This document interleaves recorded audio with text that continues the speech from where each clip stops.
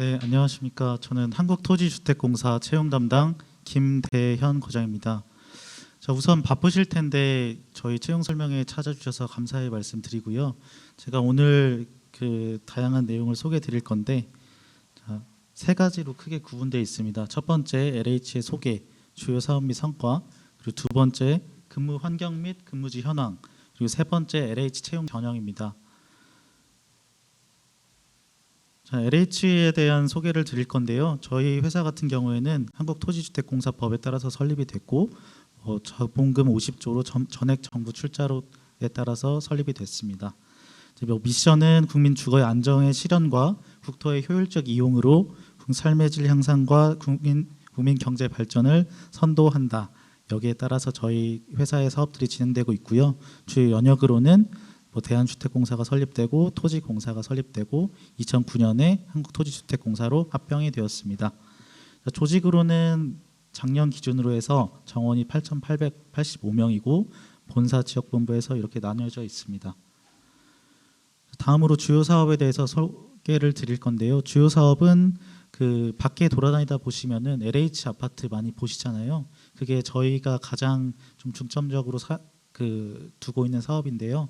그러니까 주거복지 사업이라고 부릅니다. 그리고 주거복지 사업과 신도시 조성, 지금 현재 3기 신도시 조성하고 있잖아요. 그래서 그 3기 신도시를 조성하고 있고, 그다음에 주택건설 사업, 그다음에 지역균형 발전, 산업단지 개발, 해외 개발, 이렇게 크게 6가지 사업들로 이루어져 있습니다.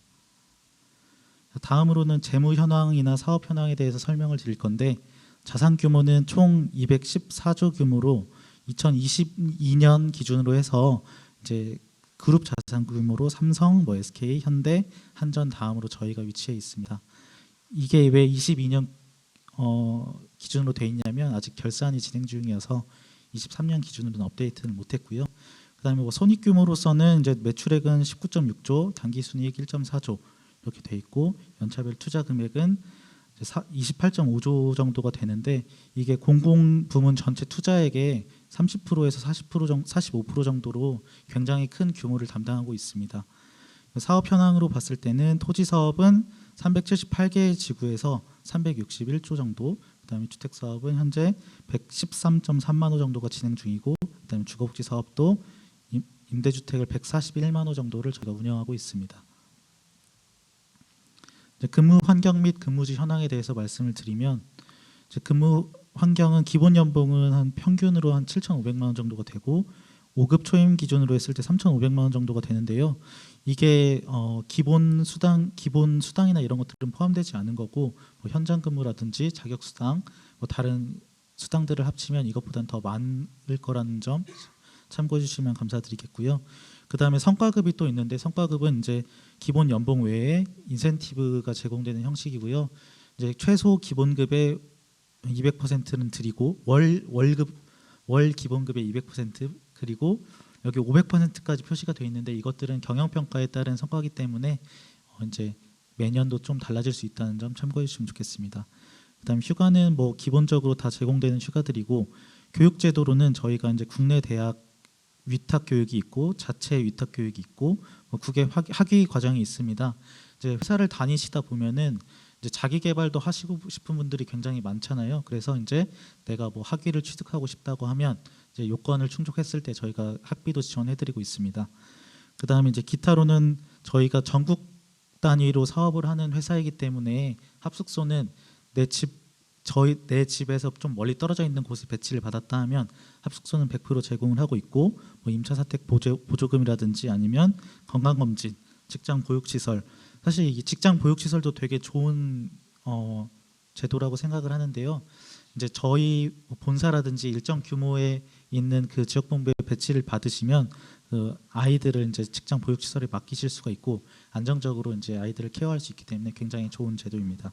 그리고 자녀 학자금, 의료시설, 체육시설, 그 다음에 감정노동자 스트레스 관리 프로그램 이런 것들을 운영하고 있어서 직원들의 스트레스를 좀 풀어드리기 위해서 좀 많이 노력을 하고 있습니다. 다음으로는 근무지 현황인데요. 근무지 현황은 제가 방금 말씀드린 것처럼 전국적으로 다 퍼져 있기 때문에 저희가 합숙소 제공해드린다고 말씀드렸잖아요.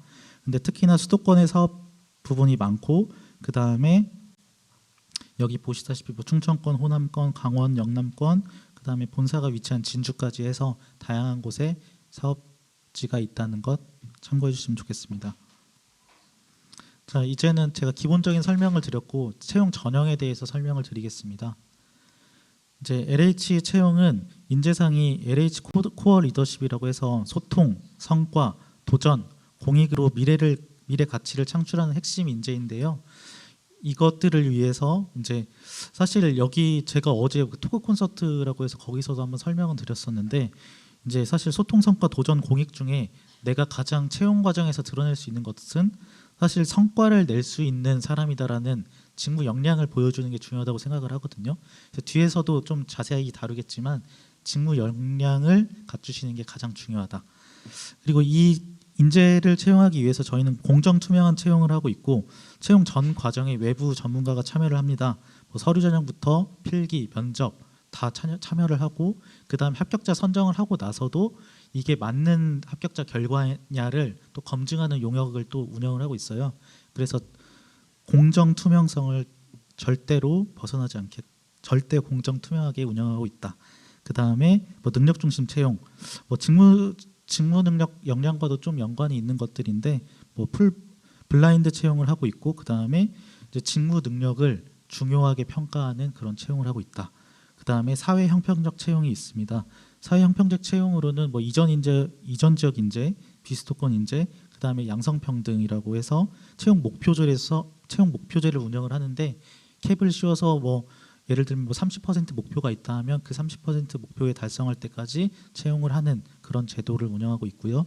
그다음에 장애인이나 국가유공자가 계시면 별도로 구분해서 채용을 해서 그분들이 이제 최소 뭐 10명을 공고를 한다 하면 10명 중에서 장애인이나 국가유공자끼리만 경쟁을 하셔가지고 입사하실 수 있게끔 그렇게 구분 채용하고 있습니다. 자, 다음으로는 24년 채용 규모인데요.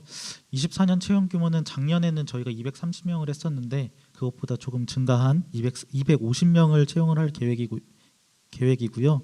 근데 지금 이제 작년이나 기존 같은 경우에는 뭐 사무, 기술 이렇게 인원들이 나눠져 있는데 이것들은 아직은 저희가 정할 수는 없고 채용 공고가 한 7월 정도에 이루어질 건데 7월쯤에 공고가 나고 나서 확인할 수 있기 때문에 지금은 저한테 질문을 해주셔도 제 답변을 못 드리는 점 좀 양해 부탁드리겠습니다.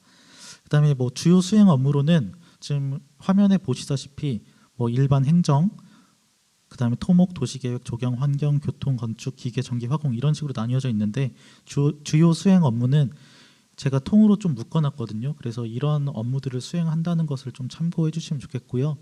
이게 조금 더 자세하게 아시고 싶으시면 LH 유튜브에 오시면 작년에 제작한 그 직무 소개 영상이 있거든요. 그거 보시면 좋을 것 같습니다. 다음으로 지원 자격에 대해서 설명을 드리면 5급 공채하고 6급 공채가 나뉘어져 있는데 5급 공채는 뭐 일반 뭐 대졸 정도의 수준이라고는 하지만 저희가 뭐 별도의 자격이나 이런 요건들은 크게 두고 있지는 않아요. 뭐 대신에 사무 전문 분야인 뭐 전산, 지적, 문화재 또는 기술 분야에서는 모집 분야별 자격증 보유자를 선발을 하고 기본 지원 자격으로 두고 있는데 뭐 보통 기사 수준 자격이라고 보시면 되겠고 그다음에 뭐 연령, 어학 이런 것들은 뭐 요건으로 두고 있지는 않고요. 남성분들 같은 경우에는 병역 필 또는 면제자로만 제한을 두고 있습니다. 뭐 기타 결격 사유들은 저희 그 홈페이지 오셔가지고 공고문 보시면 결격 사유들은 확인하실 수 있을 것 같습니다. 그다음 6급 공채 같은 경우에는 최종 학력이 고졸 학력이신 분들만을 선발하고 있고요. 이제 내가 고등학교 졸업 예정자다. 예를 들면 2학년 2학기에 재학 중이다. 이런 분들은 지원이 가능하시고 또는 대학교 재학 중인데 지원할 수 있을까요? 이렇게 물어보시는 분들도 있지만 대학교는 졸업 예정 학기가 아닌 뭐 4년제 학교라면 4학년 1학기 재학 중이시면 지원은 가능하시고 뭐 전문대학교에 다니시고 계시면 2학년 1학기 재학까지는 지원 가능하십니다. 그 외에는 별도 요건들은 없고 5급과 마찬가지로 결격 사유에 해당되지만 않으시면 되겠습니다. 자, 24년 이제 현재 계획된 일정을 설명을 드리겠습니다. 현재 24년에는 24년 7월에 공고할 계획인데 이 일정은 약간은 변동은 있을 수 있는데 이것보다 앞당겨서 채용은 하지는 않을 것 같고 최소 7월 늦으면 8월 정도에 공고가 날 것 같습니다. 그다음 뭐 지원서 접수, 서류 전형 평가, 필기 전형, 면접 전형, 그다음에 채용형 인턴으로 입사하셔서 근무하시고 그다음에 근무하신 결과를 바탕으로 정규직 임용되는 그런 프로세스를 갖고 있는데 여기서 제가 좀 작년 대비 좀 변동 사항들이 좀 있어가지고 제가 넘어가서 자세하게 설명드리겠습니다. 이거는 가산점이니까 그냥 보시면 될 것 같습니다. 사진 찍으시는 분들도 계신데 여기 저희 홈페이지 오셔가지고 공고문 보시면 다 있기 때문에 그거 보셔도 좋을 것 같습니다. 자, 넘어가서 서류 전형에 대해서 설명을 드릴 건데요. 서류 전형은 어학 성적, 그다음에 자격증 등 평가, 가점 이렇게 이루어져 있습니다. 이제 모집 분야별 선발 인원의 40배수를 선발을 하는데 뭐 예를 들어서 일반 행정에서 100명을 선발을 한다. 그러면 여기 서류 전형에서는 4,000명을 선발을 한다라고 보시면 되겠습니다. 그래서 전형별 배점은 어떻게 이루어져 있냐? 5급 공채 같은 경우에는 어학 성적이 70점, 그다음에 자격증 등 평가가 30점, 그다음에 가산점을 평가하고 있고요. 6급 같은 경우에는 직무 능력 50점, IT 25점, 한국사 25점, 그다음에 가점 이렇게 평가를 하고 있습니다. 자세한 거는 이 뒷페이지에서 설명을 드리겠습니다. 자, 여기 보시면은 5급은 영어 능력을 70점을 만점으로 하고 있는데 저희가 이제 작년 같은 경우에는 만점 기준을 850점으로 했었는데 올해는 캡을 없애고 990점까지 늘렸어요. 이게 이렇다 해서 무조건 990점을 맞아야 되냐 이런 건 아니고 이제 더 많은 점수가 있으실수록 유리하다라고 보시면 되겠고 그리고 배점 자체가 70점이기 때문에 내가 여기 지금 구성된 항목들이 있잖아요. 뭐 직무 능력, IT 한국사, 영어 말하기, 운전면허 이런 것 중에서 다른 게 없다고 하더라도 영어 성적이 높으시면 유리할 수 있다. 대신에 제가 한 가지 말씀드리고 싶은 거는 토익 990점을 꼭 맞아야 되는 건 아니거든요. 그래서 이제 토익도 어느 정도 이제 다른 기관들도 어느 정도 그 제한 점수들이 있을 건데 좀 거기 정도라든지 조금 더 높게 맞아 주시면 좋을 것 같고 그다음에 직무 능력 같은 경우에도 뭐 사무 분야는 국어 능력 인증, KBS 한국어, 한국 실용 글쓰기 이런 게 있고 기술 분야는 기사 정도의 지원 자격이 있다고 말씀을 드렸는데 그 기사에서 내가 필요한 지원 자격 플러스 쌍기사 아무거나 다른 분야에서도 기사 자격이 있으시면 여기 이 12점 배점을 받으실 수가 있습니다. 그럼 IT 분야에서는 뭐 정보처리 기사, 정보처리 산업기사, 사무자동화 산업기사, 컴활 1, 2급이 있는데 여기 등급이 1급이냐 2급이냐에 따라서 배점이 달라지는 건 아니고 여기에 지금 나열된 자격증만 있으면 배점을 받으실 수 있기 때문에 어떤 걸 취득하면 좋을지 좀 생각해 보시고 취득하시면 좋을 것 같습니다. 그 다음에 한국사는 한국사 능력 2급 이상만 있으시면 되고 이게 기한이 오래 되셨다 하더라도 2010년에 2015년에 취득하셨다고 하더라도 다 인정을 하고 있기 때문에 예전에 취득하신 분들도 따로 걱정하실 필요는 없겠습니다. 그리고 영어 말하기 및 제2 외국어, 토익 스피킹이나 토익 뭐 탭스 스피킹, 오픽이나 이런 것들은 토익 700점 한산점수 수준으로 하고 있기 때문에 크게 부담은 없으실 것 같습니다. 그다음에 운전면허는 좀 특이하게 여기 들어가 있는데 운전면허가 왜 있냐면 저희 회사 같은 경우에는 아까 전국적으로 그 근무도 하지만 일반적으로 일을 할 때 개발 업무라든지 뭐 주택건설 이런 업무들 또는 뭐 주거복지 업무들을 할 때 좀 출장들이 많다 보니까 좀 운전면허는 좀 배점은 작지만 넣어뒀습니다. 그래서 혹시나 운전면허는 있으시면 그대로 갖고 계시면 좋겠고 혹시나 취득하실 계획이 있으셨다면 빨리 취득하시면 좋을 것 같습니다. 그다음 6급 같은 경우에는 올해 처음으로 신설을 한 건데 직무 능력 분야에서 사무 분야는 뭐 국어 능력 인증 4등급, 한국사 4+, 한국 실용 글쓰기 3급, 기술 분야 같은 경우에는 지원 분야 기능사만 있으시면 되고 그다음에 IT도 여기 뭐 정보 처리 기사라든지 이런 것들이 있으시면 되겠습니다. 여기 지금 IT 분야에는 조금 더 완화된 자격들이 있는데 제가 이거는 좀 홈페이지에다가 2월 중에 더 자세하게 안내를 드릴 거니까 이거는 그냥 단순 참고만 해주시면 좋겠습니다. 뭐 한국사는 뭐 한국사도 이것도 마찬가지로 지금 2등급이라고 표시가 되어 있는데 사실 3등급이거든요. 그래서 이것들은 홈페이지에 더 제가 띄워드릴 거니까 더 자세하게 보시면 좋겠습니다. 그리고 이제 아까 5급에서 기술 분야, 뭐 직무 분야 자격증이라고 말씀을 드렸는데 이거는 그냥 눈으로만 봐주시고 바로 넘어가겠습니다. 똑같이 6급에서 기술 분야 자격증이고요. 이거는 23년도에 나왔던 자기소개서 질문인데 사실 이제 지금 24년도 채용부터는 자기소개서 평가를 서류 전형에서 하지를 않고 필기 전형 합격자에 대해서만 받을 거기 때문에 이거는 그냥 참고만 해주시면 좋을 것 같습니다. 자, 이어서 필기 전형에 대해서 설명을 드릴 건데요. 필기 전형은 NCS 직업기초 능력 그리고 직무 역량은 뭐 보통 전공이라고 말씀을 드리는데 이렇게 선정 평가를 하고 있고 모집 분야별 선발 인원은 2배수를 선발을 하고 있어요. 근데 약간 뭐 모집 분야별 인원에 따라 조금 변동은 약간의 차이는 있겠지만 예를 들어서 아까 일반 행정 100명을 선발을 한다 하면 필기 전형 합격자는 200명까지 선발을 하겠죠. 그리고 이제 전형 구성은 어떻게 되어 있냐 하면 5급에서는 이제 NCS가 원래 40%하고 NCS가 원래 60%, 그다음에 전공이 40%였는데 올해 같은 경우에는 굉장히 좀 많이 바뀌었습니다. NCS가 20%, 전공이 80%예요. 이게 보시면 이제 전공을 일반 사무직 같은 경우에는 사실 기존에는 NCS 기본 시험하고 NCS 심화 시험 이렇게 봤었는데 이제는 이제 전공이 도입되기 때문에 좀 많이 준비를 하셔야 될 것 같고 전공은 일반 사무 기준으로 경영, 경제, 행정 이렇게 볼 거거든요. 근데 과목들은 아까 말씀드린 것처럼 2월 달에 제가 홈페이지에다가 정리해서 다시 한번 올려드릴 테니까 혹시 관심이 있으시면 서류 자격증도 준비해 주시고 전공도 좀 준비해 주시면 좋겠습니다. 자, 뭐 문제수도 문항수도 좀 변동이 있는데 기존에 NCS 50, 직무 역량 30문제였는데 NCS가 40문제로 줄어들고 직무 역량이 60문제로 늘었다. 이게 전반적으로 쭉 보시면 이제 제가 서두에도 채용 전형에 대해서 설명드릴 때 직무 역량에 대해서 말씀드렸다시피 올해 채용에서는 직무 역량이 굉장히 중요할 것이다라고 보시면 좋겠습니다. 그리고 6급 공채 같은 경우에는 NCS 100%로 평가를 그대로 할 예정입니다.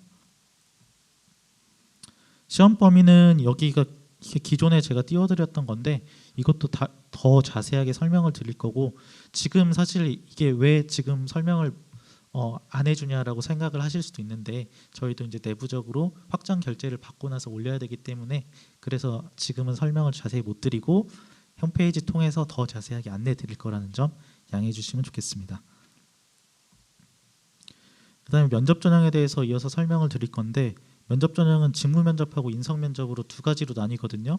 근데 직무 면접 같은 경우에는 4대1 다대1 단독 면접으로 진행이 되고 이제 과제를 저희가 드리고 작년에는 어떻게 했냐면 과제를 한 4페이지 5페이지를 드려요. 그 다음에 종이 한 장을 드리고 이거를 어떤 식으로 뭐 예를 들면 뭐 AC 이거를 죄송합니다. AC 욕이 아니라 뭐 김대현 씨 이거 현재 지금 어떻게 보고를 하려고 하는데 한 장짜리로 정리해서 가져오세요. 이렇게 문제가 주어지고 그걸 위한 백업 자료들이 주어지거든요. 그래서 그걸 한 장짜리로 50분 동안 준비하시고 작성하시고 5분 동안 발표, 그다음에 5분 동안 질의응답하는 그런 면접으로 진행이 되겠습니다. 그다음에 인성 면접 같은 경우에는 다대다 면접으로 진행을 할 건데요. 이거는 임원이나 뭐 처장, 뭐 본부장 이런 분들이 들어오실 거고 이제 필기 합격자분들에 대해서 자기소개서를 받을 건데 자기소개서 기반 질문 또는 뭐 기본 인성에 대한 질문 그리고 LH에 대한 특성에 대한 질문들을 좀 드릴 거니까 이것들을 준비해 주시면 되겠는데 기본적으로 제가 좀 말씀드리고 싶은 거는 처음부터 면접을 뭐 준비하시겠다고 시간을 많이 쓰시는 것보다는 서류 전형 기본 자격 갖추시고 그다음에 필기 전형 준비하시고 필기 전형 합격하시고 나서부터 면접 준비하셔도 어느 정도 시간이 있기 때문에 이제 전략적으로 만약에 준비를 하신다고 하면 그렇게 하시는 게 좀 좋을 것 같습니다. 그다음에 이제 최종 합격자 선정 및 정규직 전환 부분인데요. 이제 최종 합격자 선정할 때도 약간 바뀌었어요. 원래는 필기 전형 30%, 그다음에 면접 전형 70%를 반영해서 고득점자 순으로 이제 1배수 선정을 했었는데 이제는 필기 전형 50%, 면접 전형 50%를 반영을 하거든요. 이게 잘 집중해서 들으셨으면 아시다시피 필기 전형이 굉장히 중요해졌고 거기서 전공 평가가 80%이기 때문에 올해 만약에 입사를 희망하시는 분이 계시다면 전공에 엄청난 비중을 두시고 공부를 하시는 게 좋을 것 같다는 점 좀 말씀드리고 싶습니다. 그리고 예비 합격자 같은 경우에는 선발 예정 인원의 50%를 선발을 할 건데 뭐 예를 들면 아까 계속 말씀드린 일반 행정 100명을 뽑는다 하면 50명까지 예비 합격자를 선발을 한다는 점 참고해 주시면 좋겠고, 그 다음에 예비 합격자 운영 기간도 좀 늘렸습니다. 기존에는 한 달 정도 운영을 했었는데 올해 같은 경우에는 약 3개월 정도 운영을 할 거니까 사실 뭐 특정 분야에선 예비 합격자 1번도 안 빠지는 경우가 있거든요. 그렇지만 이제 기간을 좀 늘리면 그래도 혹시나 되실 수 있는 확률이 좀 높아질 수 있고 저희도 뭐 인력을 충원하는 더 좋은 기회가 될 것 같아서 이렇게 기간도 늘렸습니다. 정규직 전환도 이제 평가를 하고 있는데 채용형 인턴으로 선발을 하다 보니까 정규직 전환 평가는 하거든요. 그래서 교육훈련 평가 30%, 그 다음에 역량 평가 70%라고 해서 배치 받은 후에 이제 어떻게 근무하셨냐에 따른 내용들을 평가해서 이제 정규직 전환 평가를 하고 있고, 실제로 전환되지 않은 분들은 거의 없긴 하지만 그래도 이제 실제 평가를 이루어지기 때문에 전환되지 않는 분들도 종종 발생을 하고 있고, 저희 기관뿐만 아니라 다른 기관들도 이렇게 유사하게 운영을 하고 있거든요. 그래서 이제 나중에 합격하고 나서도 저도 뭐 많이 당부를 드리겠지만 잘 이제 생활 잘 하시면 이제 전환되시는 데는 큰 걱정은 없으실 거다라고 참고해 주시면 좋겠습니다. 아까 잠깐 말씀드렸던 구분 채용 및 채용 목표제에 대해서 잠깐만 말씀드리고 넘어갈 건데, 장애인 채용 같은 경우에는 법정 의무 고용 비율이 3.8%인데 저희는 약 2배 가량인 7% 이상을 구분 채용하고 있고, 이제 보훈 대상자 국가유공자 같은 경우에도 6%를 법정 고용 비율로 두고 있는데 저희 같은 경우에는 초과하는 8%를 채용하고 있습니다.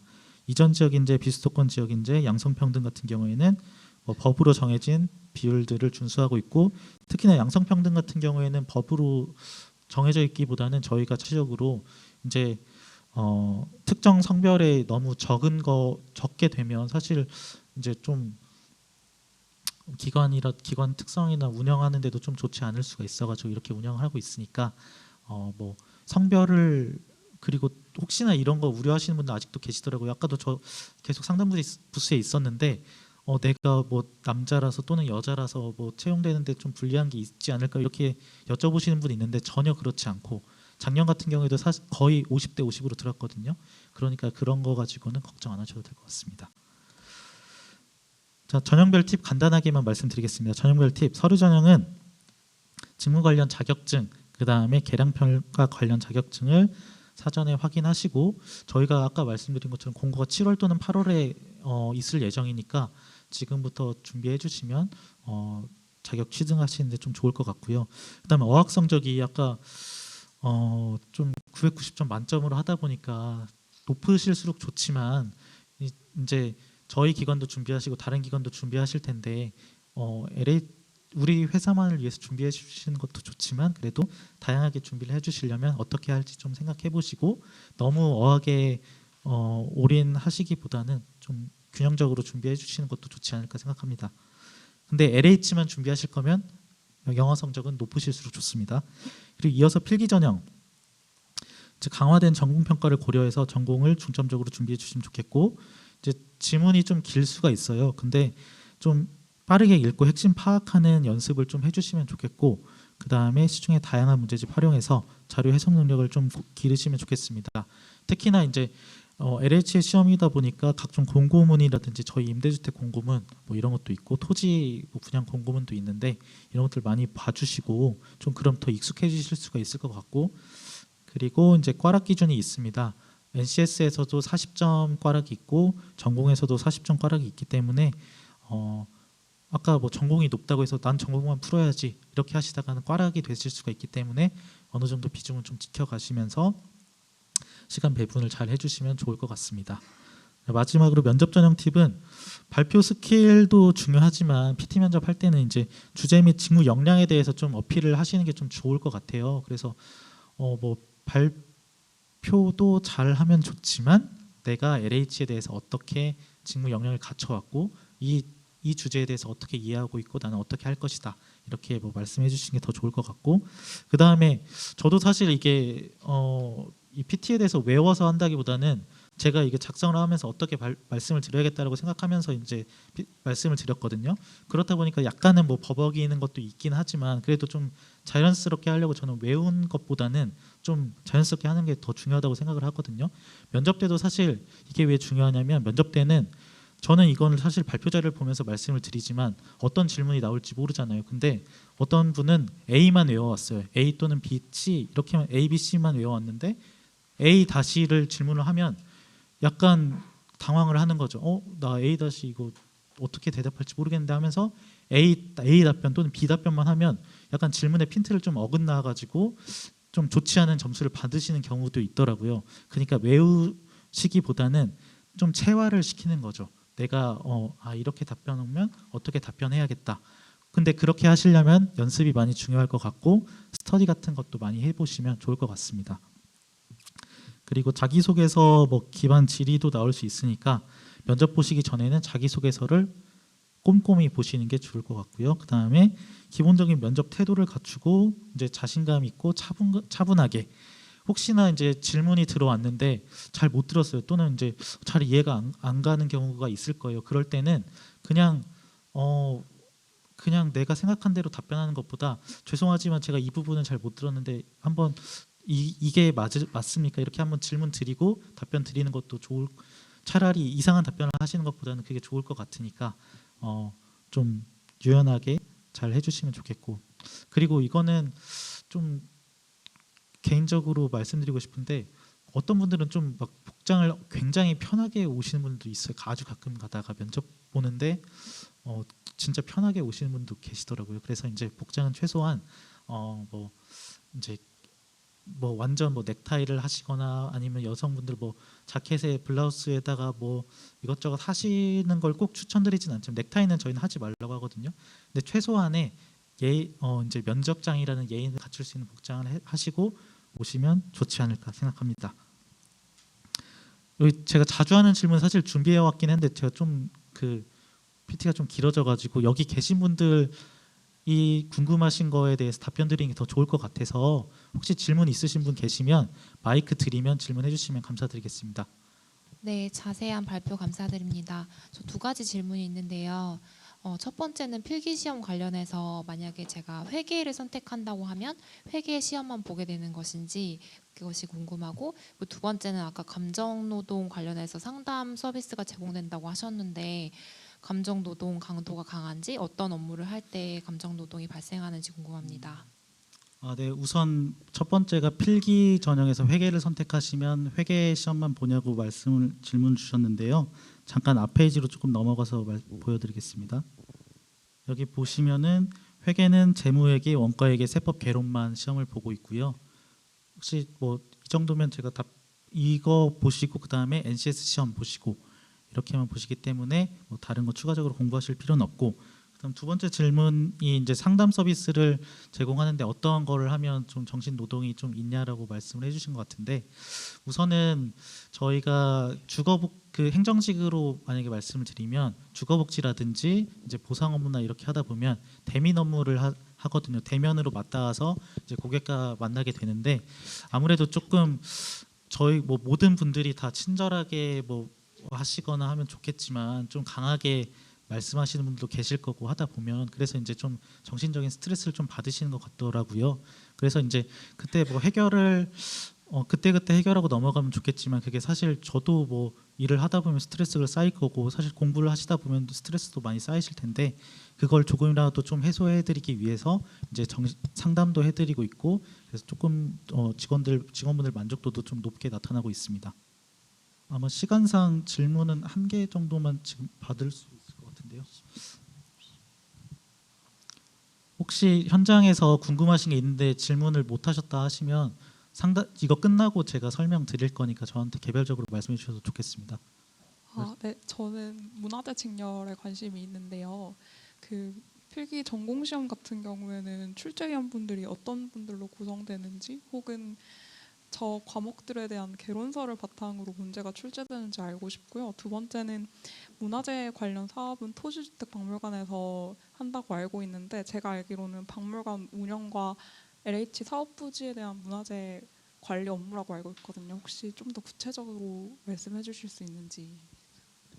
우선 첫 번째는 출제위원분들은 뭐 자세하게 설명드리긴 좀 제한적이긴 하지만 뭐 교수님들 뭐 그런 정도 수준으로 교수 뭐 대학교 교수 실제로 지금 문화재를 강의하고 계시는 분들로 섭외를 해서 출제를 하고 있고 이제 뭐 수준으로는 뭐 대학교 다니실 때 배우신 정도의 수준을 출제를 하고 있습니다. 두 번째로 이제 박물관 직렬로 입사를 하면 어떤 업무를 하냐고 말씀을 해주셨는데 우선 지금 좀 많이 아시고 오신 것 같아서 우선 실제로 박물관 운영 저희가 토지주택 박물관이 있는데 그 박물관 운영하는 업무도 하고 그 다음에 토지 사업을 하다 보면 문화재들이 많이 발굴이 되잖아요. 그래서 문화재가 나왔을 때 어떻게 처리하는지 그런 업무들을 하는데 사실 지금 어떻게 보면 저보다 더 많이 아실 것 같기도 해요. 저는 이제 일반 행정 업무다 보니까 지금 시간이 거의 종료가 돼가지고 제가 이 정도로만 설명을 드리고 끝나고 나서 제가 조금 더 말씀드리겠습니다. 자, 아마 시간이 끝난 것 같은데 이것으로 저희 한국토지주택공사 설명을 마치고 이 자리에 참여해주신 많은 분들 감사드리겠습니다. 감사합니다.